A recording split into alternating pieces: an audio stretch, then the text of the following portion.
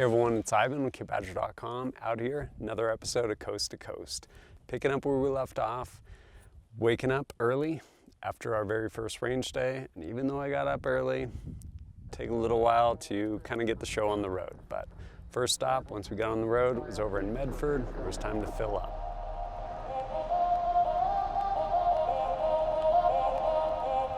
Of course, that thing takes a ton of diesel. Pretty sure we ended up putting about 85 gallons in it. Definitely adds up in a significant amount of money. Sometimes things are pretty serendipitous. And prior to driving out across, basically all the way across to Oregon, over into Idaho for getting ready for our second range day, I ended up getting this email.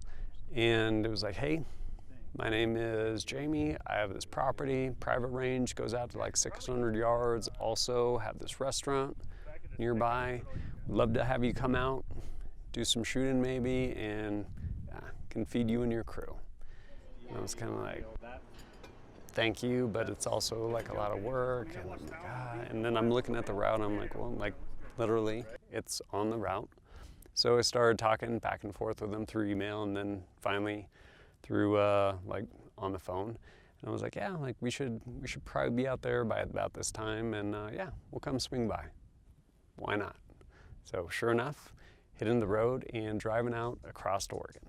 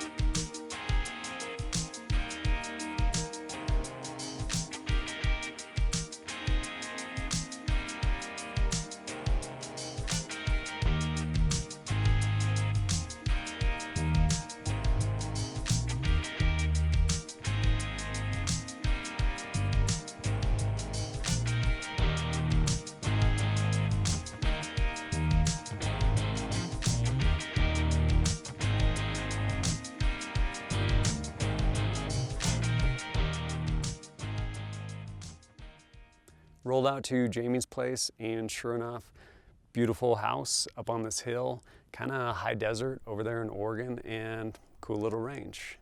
Sure enough, pulled out some guns, and it was really fun. His kids, as well as a number of other like young adults, had an opportunity to put some rounds down range through a bunch of cool guns.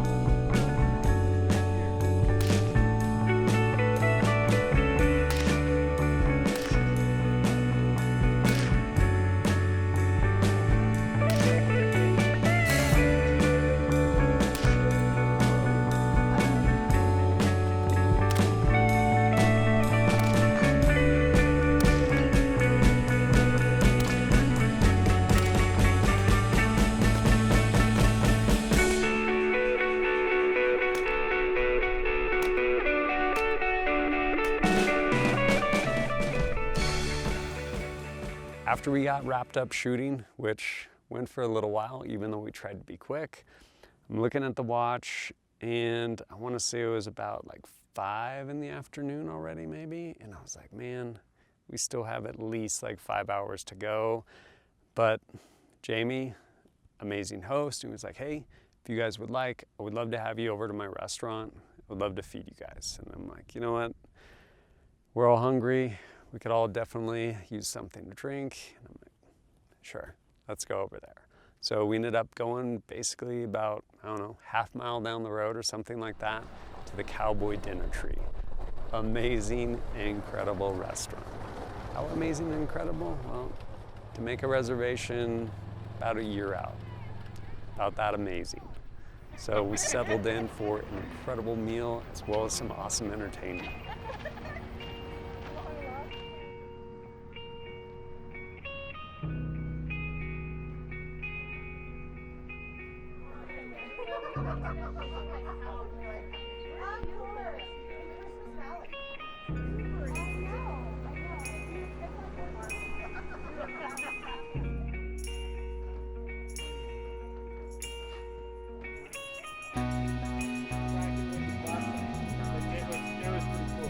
I gotta look it up. Like, I could not.